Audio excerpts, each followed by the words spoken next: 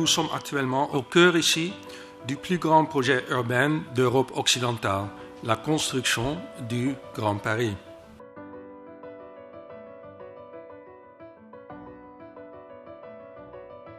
Nous avons une métropole qui est sur le point de basculer radicalement vers le mixed use.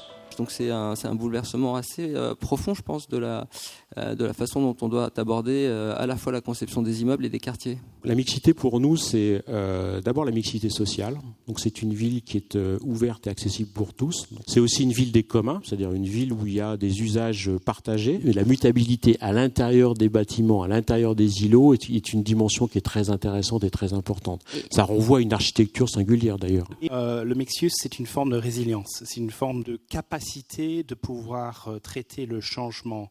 Et la France, il y a une chose qui est difficile, c'est l'empilement de la codification qui est un peu rigide.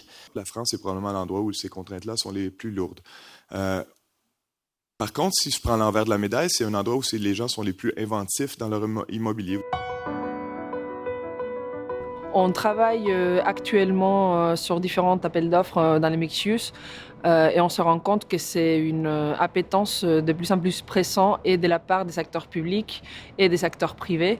Et les investisseurs ne sont pas toujours capables d'acheter du bureau, du résidentiel et de l'hôtellerie dans un ensemble mixte. Donc il faut savoir réfléchir à des divisions comme ça qui nous permettent d'avoir une liquidité d'un produit pour nous en tant qu'investisseurs.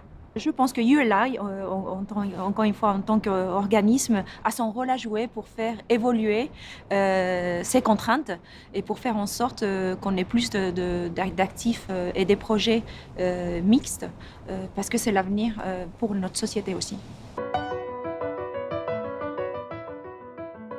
Pour nous, un des enjeux majeurs, c'est de se dire mixité sur les actifs, oui, mais il faut que ça ait du sens, et notamment qu'on tire le bénéfice de la mutualisation des différents usages et des différents espaces. Donc la mixité, nous, on l'invente pour finalement créer une magie. Après, pour rebondir, moi, je suis quand même très, très interpellé sur le fait qu'aujourd'hui, je ne connais pas d'asset manager mixed use. Globalement, il n'y a pas vraiment d'équipe mixed use dans le monde. C'est-à-dire qu'on est tous organisés avec des équipes qui ont été valorisées comme des équipes d'experts, de bureaux, de résidentiels, de logistique, d'hôtellerie. Et c'est clair que nos utilisateurs vont nous demander un peu de coworking, vont nous demander des restaurants. Il va y avoir du résidentiel qui va être ajouté aux immeubles parce que c'est ce que les villes vont demander. Donc, la revitalisation, elle peut se faire à l'échelle d'un immeuble, elle peut se faire à l'échelle d'un quartier, elle peut se faire à l'échelle d'une ville. Et en fait, on peut tous, en fonction du capital qu'on veut mettre et de l'énergie qu'on veut mettre et du développement qu'on peut porter, on peut tous travailler sur ces trois dimensions. Et je pense que le meilleur atout qu'on peut avoir, c'est de concevoir nos portefeuilles de manière internationale pour à la fois diversifier les risques et leverager sur ces multiples expériences et continuer à ce que la classe d'actifs immobilière soit, aujourd'hui, elle est la préférée, je pense, des investisseurs et le reste en offrant des rendements toujours attractifs. On vit dans les villes pour avoir des rencontres accidentelles et imprévues.